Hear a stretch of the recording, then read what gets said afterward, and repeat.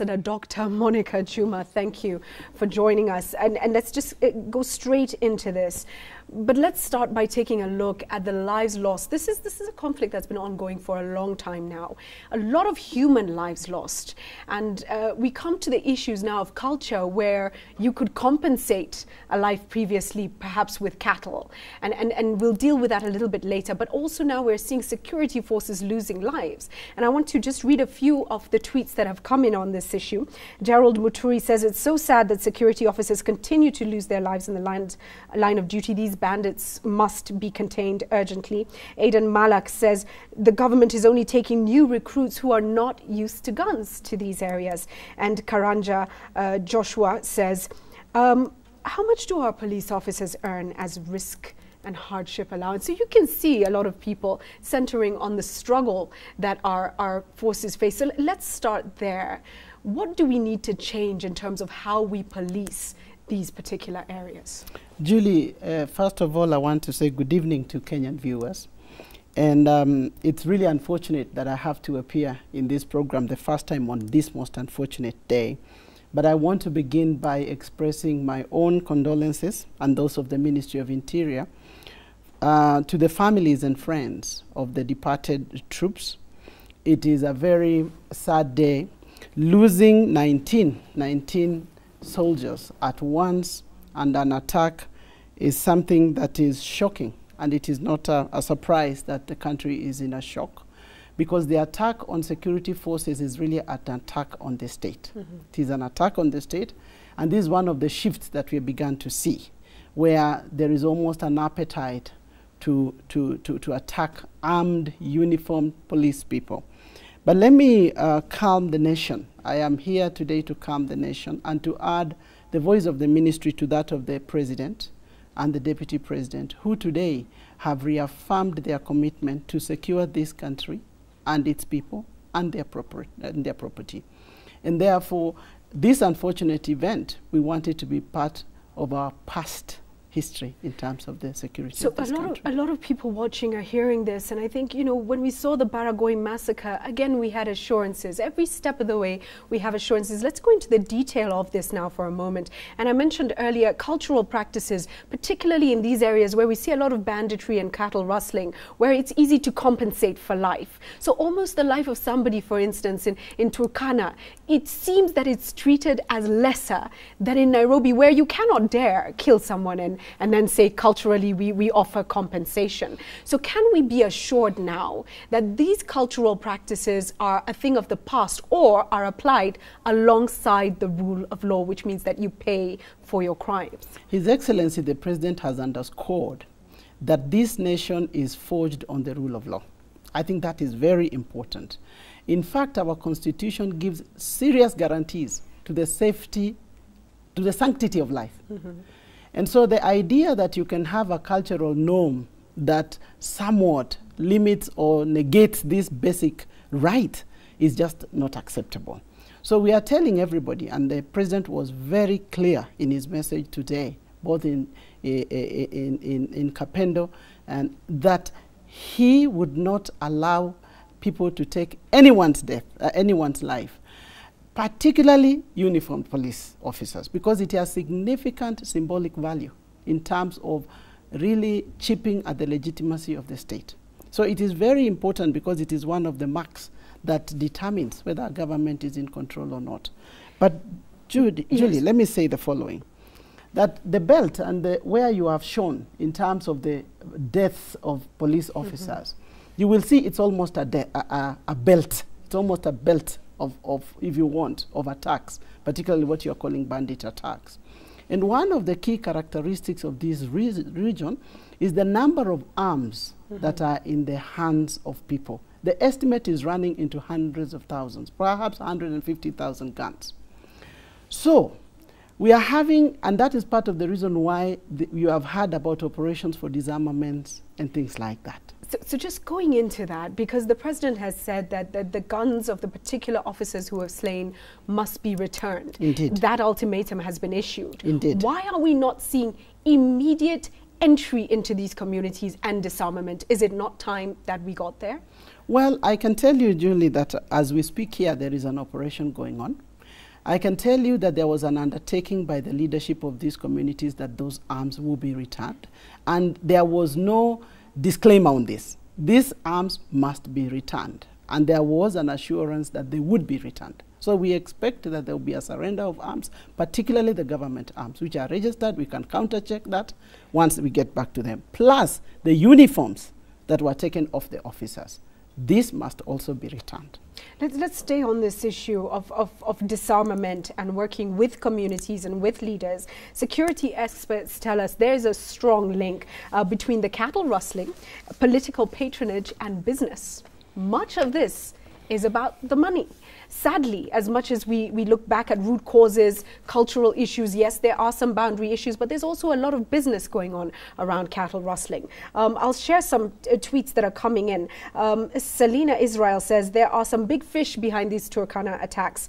That's why empty threats are issues. So somebody feeling that there are some people out there who are untouchable and get away with everything. Somebody else, Dr. Kathina, says, for it to ensure, we need government to ensure local politicians, county governments and national government must read from the same script. So let's focus on that for a minute.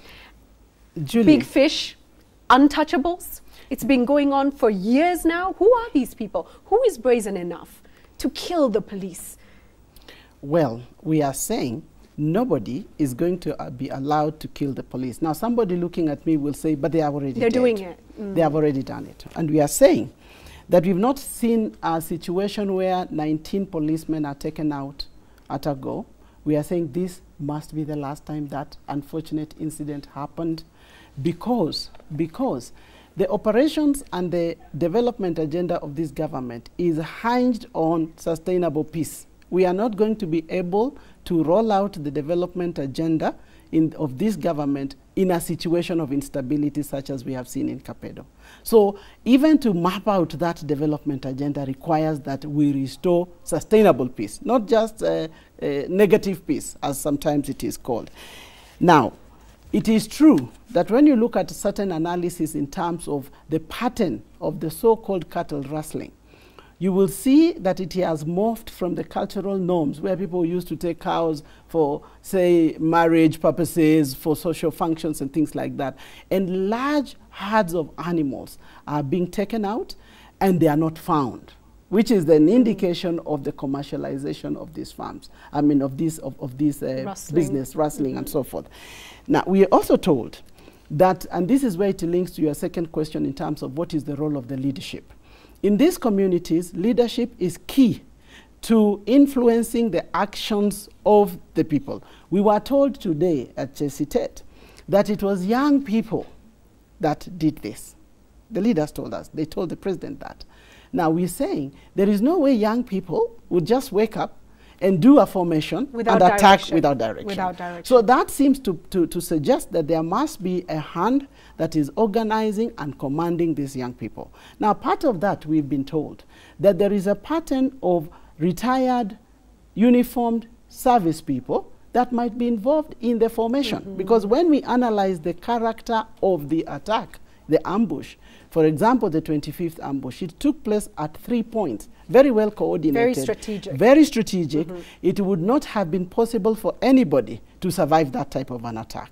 And therefore, we are saying that it is not possible to have officers that we have trained through the government resources that have been released, and that one of the things that we would like to see is to follow through the officers that may have retired either honorably or dishonorably, because that is also a problem, and to see that they do not begin to create militias in these type of places. Huge ramifications to just that alone. But just a reminder that we have seen this before. Baragoi happened just a couple of years ago, stunned a nation, and we're asking, how are we back here now? What is your message to Kenya, even in the face of accusations from the opposition court that the government has completely failed when it comes to security Well, matters? one of the things I would want to tell Kenyans is that we would hope that these officers who fell with valor must not, their death must not be politicized. I think it would be the greatest dishonor to politicize these lives.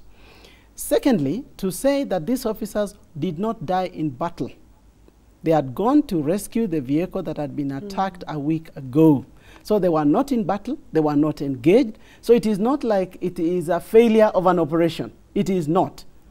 It was an ambush. They fell into an ambush in Alaka, and they were actually massacred. The word to be used here is massacre of those police forces. Now, somebody has asked, do we send young people who are inexperienced? Mm-hmm.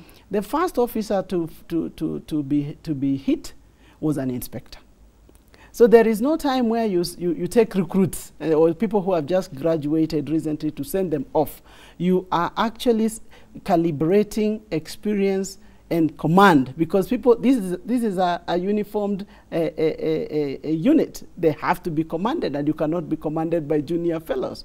So I want to assuage the anxiety of the nation, to say that there is careful thinking through, because the objective ultimately is to secure this nation. I think that is what people need to know.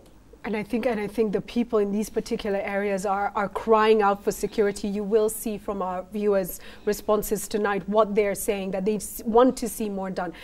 Finally, let's come to the critical issue of the coastal region. Now, you're dealing with one kind of insecurity when it comes to cattle rustling and banditry that we've seen for years on end. Now, looking at the coast, this is a morphing situation. Today, brazen attack on a barracks and on police lines. It looks like a coordinated attack. What's your comment on that? Julie, let me start by saying that the foiling of these attacks is an indication of how much the security forces are doing. Now, I have heard some people belittling this and say, you know, these were people carrying machetes, whatever, but they also had petrol bombs. Their intention could not have been positive. I mean, they were not knocking on that door for breakfast, for heaven's sake. Looking for access to arms? Absolutely. Mm-hmm. So, and one of the things that our constitution and our country has brought us to is the liberalization and democratization. Part of that is the information, these gadgets that we are carrying around. There is no doubt that you cannot hit two places at the same time without very good coordination. So there was an attempt to coordinate.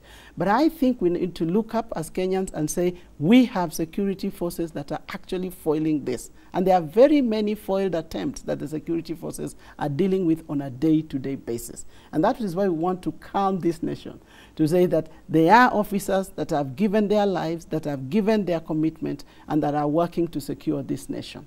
Thank you for that, and thank you for joining us on Sunday Live. Your views are coming into the show. We're going to share your views with the ministry so they know what you're saying about the issues that matter. And I think we want to end this thinking of the families and the friends, as you mentioned, of those who have lost their lives, but also of the communities living in insecure areas. Can we ensure once and for all that they have the safety and security that they deserve, that they're entitled to? We wish your ministry the best, and we will continue to engage with you on these matters.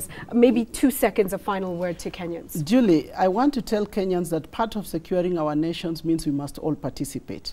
The Nyumba Kumi initiative is key, and it has helped us to foil a number of attacks. So I call upon every Kenyan, if in Kapendo, the people who had seen any suspicious movement had passed this information on, we probably would not be sitting here today. So I want to call upon all Kenyans to embrace the Nyumba Kumi initiative, because only we can safeguard our country. It is not the role of any single ministry. We must do so because we aspire to be a developed, peaceful, secure country. Thank you for joining us on Sunday Live. We're taking a break. Stay with us.